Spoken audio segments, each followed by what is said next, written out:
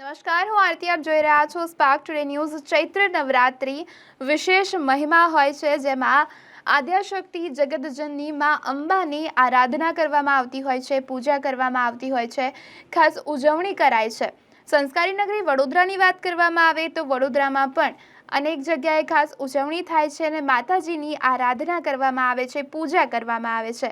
ત્યારે વડોદરામાં પહેલી વખત ચૈત્ર નવરાત્રિના પાવન અવસર પર ગરબાનું ખાસ આયોજન કરવામાં આવ્યું છે, જેમાં મલ્લિકા આર્ટ એન્ડ પ્રોડક્શન દ્વારા આ વર્ષે ખાસ આયોજન કરાયું છે. ચૈત્ર નવરાત્રિના દિવસોમાં ખાસ જે ગરબા ખેલૈયાઓ છે તેઓ ગરબાની મજા માણી શકે અને માતાજીની આરાધના કરી શકે. ઉપવાસ રાખીને તો માતાજીની આરાધના કરવામાં આવતી હોય છે, પરંતુ ગરબે ઝૂમીને પણ માતાજીને રીઝવવાના પ્રયાસ થઈ શકે અને એક નવું નજરાણું જે લાવવામાં આવ્યું છે, જેમાં ગોત્રી સેવાસી રોડ પર આવેલ શિવાંતા પાર્ટી પ્લોટ ખાતે ખાસ આજે આયોજન થયું છે, જેમાં પહેલા દિવસે તમામ જે ખેલૈયાઓ છે મન મૂકીને ગરબે ઝૂમ્યા છે.